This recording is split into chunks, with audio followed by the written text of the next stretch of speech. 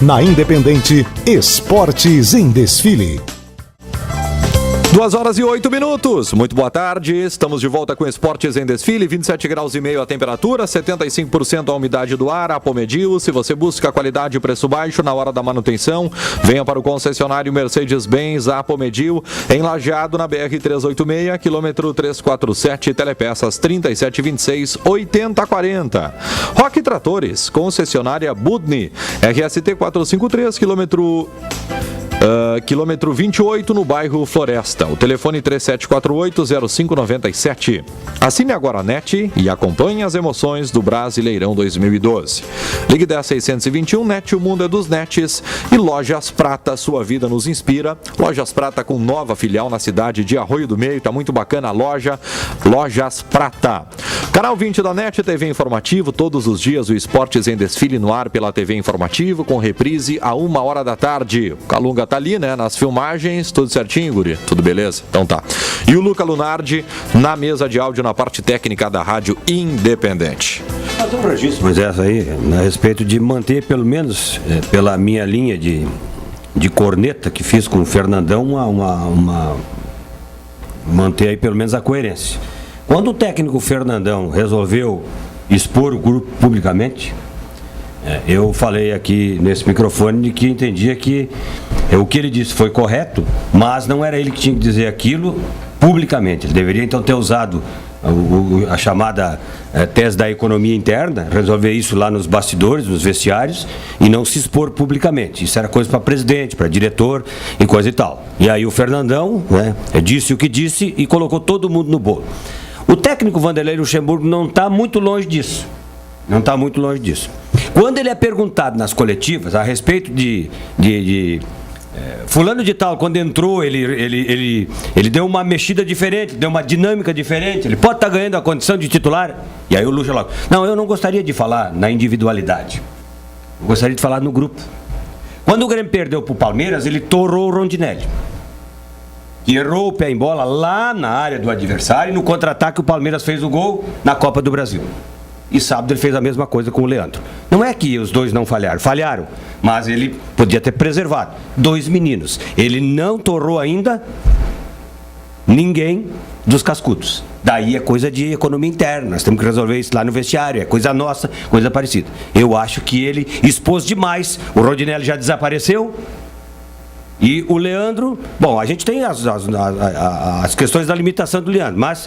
Se você tem pouca idade e de repente errou, mas não era o Luxemburgo publicamente e diz, olha, fulano, ciclano, daí ele chutou. Mas ele não disse que o Moreno não foi pro jogo sábado, não compareceu, o Elano não compareceu no jogo, quer dizer, ele não falou. E na individualidade desses que deveriam, porque a diferença é muito grande, são jogadores já rodados, eles deveriam ter feito mais do que fizeram, mas não fizeram. Então, de repente, bater em pequeno, chama o pai, que é mais difícil. Eu acho que o critério dele está errado, né? Porque ele sempre coloca exatamente o que disse o Jaci. É sempre usando a questão, não vamos falar de individualidades, e daqui a pouco ele acaba falando, mas quando fala é de um menino. Então acho que também tá errado nesse sentido.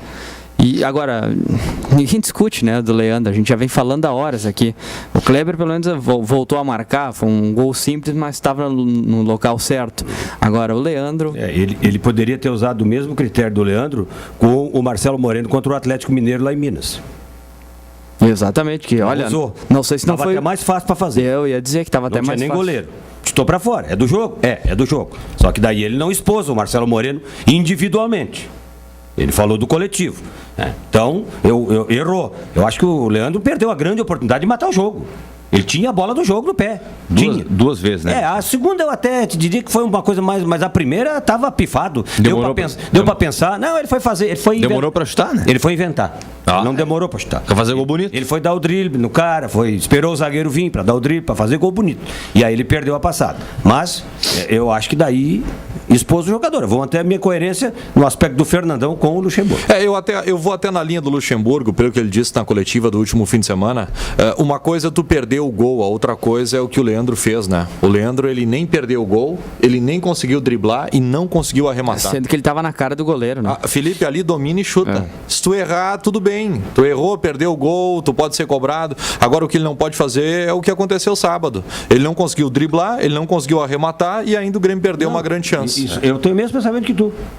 O mesmo pensamento que tu. Eu tenho o mesmo pensamento que tu. O que eu acho que ele deveria usar, então, critérios para todo mundo. Se ele não quer falar na individualidade quando perguntado sobre jogadores, ele não poderia ter falado na individualidade. Ele tem facilidade, por exemplo, para falar do Leandro, ele já falou em outras vezes, do Pico, ele fala facilmente, que é um jogador que ele recuperou, né? O próprio Pará, que foi a indicação dele, geralmente ele, quando acontece alguma coisa com o Pará, ele fala publicamente. Agora, dos outros jogadores, ele fica com o pé mais atrás, né? Mas, pro Luxemburgo é mais fácil. Ele até tem que se fazer justiça, porque lá naquele jogo do Grêmio e Palmeiras, no Pacaembu, ele descascou o Kleber, né? Naquele momento ele comentou, vai ser multado, o que fez é inadmissível, e o Kleber entendeu também aquela manifestação, tanto é que depois disse que o treinador estava correto em todas as manifestações. Então ele até naquele jogo ele falou, mas realmente ele preserva mais a imagem dos medalhões, como a gente costuma dizer. Por tudo que a gente está vendo no Campeonato Brasileiro, nessas últimas partidas, é o campeonato que está cada vez mais complicado ou o Grêmio que caiu bastante no segundo turno, que empata muito? Eu acho que o Grêmio caiu, né? O Grêmio há quantos jogos não ganha? Então, de repente você tem 10 empates, é preferível você ter 3 vitórias. Dá quase o mesmo número de pontos e ainda tem o número de vitórias a mais. Né? O Grêmio no Brasileiro vem de 4 empates, né? 4 empates. E não perde a 10 jogos, para ver como é incrível, né?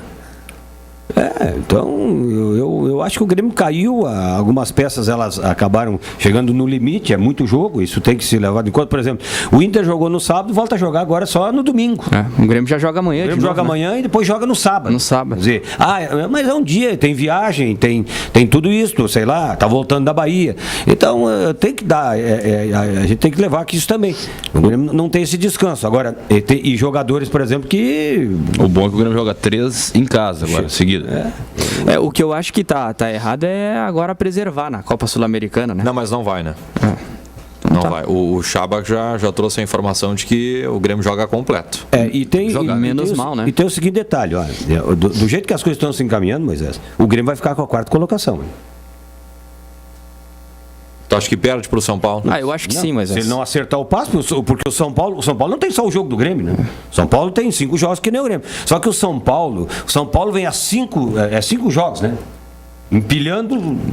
É contra ruim, contra bom, tá matando. No segundo turno perdeu só um. E tem um jogador chamado Lucas, que tá, olha, ele tá estraçalhando. Ele tá vendido e gastando a bola. Ele né? tem 90 minutos estraçalhando. Não é, de vez em quando ele aparece no jogo. Não, ele aparece sempre no jogo. Em todos os jogos. Fez 3 gols, né, na goleada contra o Sport. O São Paulo tá crescendo, o São Paulo né, o Grêmio vai ter que ter cuidado, mas vai mudar pouco isso, Moisés. Se você ficar campeão, é uma coisa, ficar vice é outra. Daí a diferença é uma enormidade entre o campeão e o vice. Agora, entre o terceiro e o quarto, não tem nenhuma diferença, porque é pré-Libertadores igual. Não vai mudar nada. Eu acho que o que muda é o confronto direto Grêmio e São Paulo no Olímpico. Eu acho que é isso que vai mudar. Isso que pode mudar. De resto, eu acho que o Grêmio continua pelo menos na terceira colocação. O Grêmio tem no Olímpico ainda a Ponte Preta, São Paulo e Inter. São Paulo e o Português Inter, né? e Figueira fora. Terminou o campeonato. Ponte Preta e São Paulo, um final de semana atrás do outro. Mas vamos colocar o seguinte, né? Tá definido os 4 da Libertadores, hein? O Grêmio está a 2 vitórias da pré-Libertadores, independente da colocação. Se ele vencer 2 jogos, ele está classificado. Essa é a matemática. Mais 6 pontos deu pra bola. Deu pra bola. E a vaga o São Paulo a 3. Como o Grêmio tem 5 jogos e ele tá empatando, a 3 empates então, né? De repente, a vaga direta pro Grêmio na Libertadores, que é o mais complicado. Uma vitória eu acho que já deixa uma coisa liquidado. Com certeza, Jaci, porque a gente está sempre cogitando que o Botafogo e o Internacional precisariam vencer todos os seus jogos. Exatamente. Então... trabalhando nesse aspecto, o Grêmio teria que fazer 2 vitórias. 2 vitórias. Não, bem.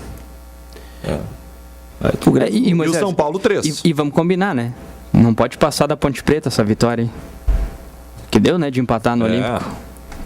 O Grêmio tem que ganhar. Mas é outro time nojento, né? É outro time ruim de jogar contra, mas tem que empurrar, né, Jaci? Pois Botafogo da vida, Curitiba. Só que Não sei, o Grêmio cansou, eu acho que cansou. Algumas peças elas cansaram, a bola ficou pesada, a perna não está saindo. Olha, sábado foi complicado. Por quê? Porque o time do Bahia também não forçou. E amanhã é outro jogo. Não tem para forçar. Amanhã é outro jogo terrível, né? É terrível, Felipe. Eu acho que politicamente também afetou bastante o time do Grêmio. Eu acho que a política, ela entrou para dentro do vestiário valendo. Eu acho que nunca se viu uma guerra política tão grande como essa última eleição. A manifestação do Pelaipe, né, foi forte no último jogo. Ele disse, olha, eu gostaria de avisar o pessoal aí da nova direção que quanto menos falar de reforços, melhor. Ia nos ajudar bastante, ele falou. Eu te diria que o Pelaipe acertou no que disse. E também já encerrou o ciclo dele, né? Não, claro. Mas ele já sabe disso, né? Por isso que falou. Claro. Senão... Se ele tivesse meia brecha, ele não tinha falado. Não tinha falado.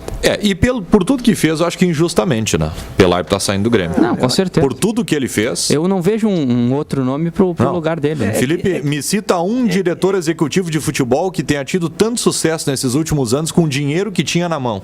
É o que tem o seguinte, né, Moisés? Isso aí o Pelaipe trabalhou sem dinheiro a vida toda no Grêmio, gente. Nem prefeito, né? Você não vai levar o cargo de confiança... É cargo político, Tu não vai levar o cargo de confiança do outro se tu tem o teu. Vai jogar com as tuas fichas. O Rodrigo Caetano, por exemplo, quando faltou dinheiro no Vasco, ele pulou fora, né? Claro. E pegou hoje um time que tem um parceiro forte, né? Mas o cara é fantástico também, né? Sim, Rodrigo vai ser Caetano, campeão. Tanto é que tá aí de novo, né? Buscando título. É que eu acho que assim, ó, eu já tô começando a dar o braço a torcer. As duas contratações mais valiosas da temporada do Grêmio não corresponderam. Marcelo Moreno e Kleber. O Grêmio tem a segunda melhor defesa do Campeonato Brasileiro. É uma defesa que até 60 dias atrás todo mundo queria matar o Naldo. O Naldo sempre que joga vai bem. O Naldo nessas últimas partidas está indo melhor do que o Erley. Mas se firmar, né, Moisés? Às vezes melhor do que o Gilberto Silva. O cara tá jogando muitíssimo bem. O Gilberto volta amanhã? Volta. E daí é Gilberto e o Erley, né? Só que o ataque, gente, tá produzindo pouco. E foi investido tudo no ataque, né? Muito. Mas a esperança que eu tenho com o Kleber, por exemplo, é a mesma que eu tenho com o Furlan, do Internacional. Eu acho que daqui a pouco, passando uma pré-temporada de novo, tiver esses problemas de lesão, daqui a pouco pode retomar o futebol, né? E o Moreno teve altos e baixos durante alguns períodos, né? Então é um jogador que daqui a pouco também pode deslanchar. Eu gosto muito do estilo dele, mas tem que fazer gol. Tem que botar pra dentro. Tem que comparecer mais. E eu acho que a grande notícia é que ele fez um gol de oportunista. Eu acho que é ali que ele tem que estar. Tem que fazer gol. Não interessa como seja o gol. O Kleber tá ali pra contribuir, pra fazer gol também. Moçada, o Brasil está discutindo o indiscutível. O Brasil tá discutindo uma bola na mão que é clara, tia. Para mim não tem discussão nesse lance. Que, na verdade, Moisés, a discussão não é a bola na mão. É como chegou na arbitragem a informação. É como ela chegou até o ouvido da arbitragem. Mas que bom, Jaci. Não, tudo bem, então tem que usar em todos os jogos. Que bom. Não, é que tu não pode ter... Vamos deixar bem claro, ninguém está discutindo que não foi com a mão. Foi com a mão. Mas é o seguinte, não existe estrutura para se decidir as coisas pela televisão. Porque senão, de repente, tu vai ter que começar a voltar e ver lá que no começo do lance tu derrubou alguém e desse lançamento deu gol. Então a televisão, viu na TV, então para. Porque lá no começo houve a falta, não foi dada. Então é isso que está em discussão. Não se usou até hoje o recurso da TV para decidir nenhum tipo de lance.